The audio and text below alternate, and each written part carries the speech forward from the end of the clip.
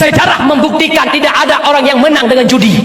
Kecuali dia memang menang takalan leh menang bakbut haram rezekinya hana barakah. Yang pertama ne puau rumah nafkah yang haram, ne belau belut, ne belau angkut, ne belau boleh imakun le rumah dosa don ne puau atas haram rumah. Yang kedua ipajoh le rumah, ipajoh le anu, ne pajoh ke daun, sebahagian je ke sebahagian je ke darat, sebahagian je ke mani. Hidup lang kedung sulbi ne berhubungan dengan rumah mani don itamang lam rahim rumah hamil pandai mani chip. Hak lahir anak scatter. Fikir-fikir you. Bijih bangsa tu. Bangsa mulia bangsa Aceh. Para ulama gekak pada MPU haram. Lawan pendapat MPU. Nyanduknan bangsa Aceh dah. Iloh nak kekuatan kamu tungku-tungku long ku Muhammad Haman gure-gure yang nak kekuatan kamu sih pepek saudara-saudara pepek mencip yang pak nak pepek mencip yang kehina makmimnya kamu hanya kekuatan cegah maksiat lain macam. Yang pertama biaden kekuasaan para pemimpin, yang kedua bilisan para tungku-tungku, para abu-abu lewat mikrofon pengajian, lewat mimbar dakwah, mimbar khutbah. Yang kedua biqalbi ranuhkan pemimpin, ranuhkan orang malam, wajib benci dengan hati yang namanya maksiat, salah sabah judi. Punya kamu tungku ya tham hai kamu encit nya pi kan tungku tumbok nak rumah tu nya bukan tapi punya polisi jak dia benar baik polisi enggak pak bi melawan pum boleh apa bak dia melawan apa itu idul encit dia benar meminimi berdua ke mahmai ilang membuk tembak kamu dia iya weh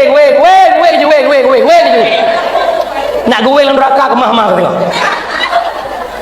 Yang pertama hukum, yang kedua hai getanya orangnya orang benci kafirnya bukan di saat kafir menghina Islam benci tidak, watai Ahok melecehkan Islam benci tidak.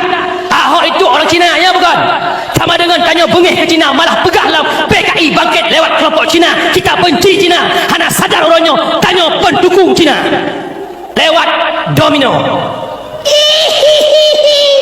Superwin tabah be 70 ribu untuk pekem membersih ki adikem kabeh man tabah be kana 5 minit kabeh ni jok 15 ribu ni belah kopi ni belah kueh ni jok kenek don di rumah si ro sepuk kem oh hai yang kedua takalan yang kelai no sabah be 70 ribu paling ubut di malam oleh 50 ribu kabeh pe abang mak tanya ayah tanya dalam kubu kau meninggal mak tanya kau orang taat ayah tanya kau orang tak dalam kubu tengah kesiksa tengah buhuk dengan dosa orang buhuk berpelam sama dengan mak tanya perlefahala ada medeh punya kata-kata nautak na pikiran gelantok kablo cip 70 ribu kablo sumen sabosak awakah kemar kena kubu cok kata pengali apa jauh undang lah ke kali kau susah kau beginiแต่กูไปเก้กับชิปนั่งก็susah aku namun nak dia bau tahu ke mak aku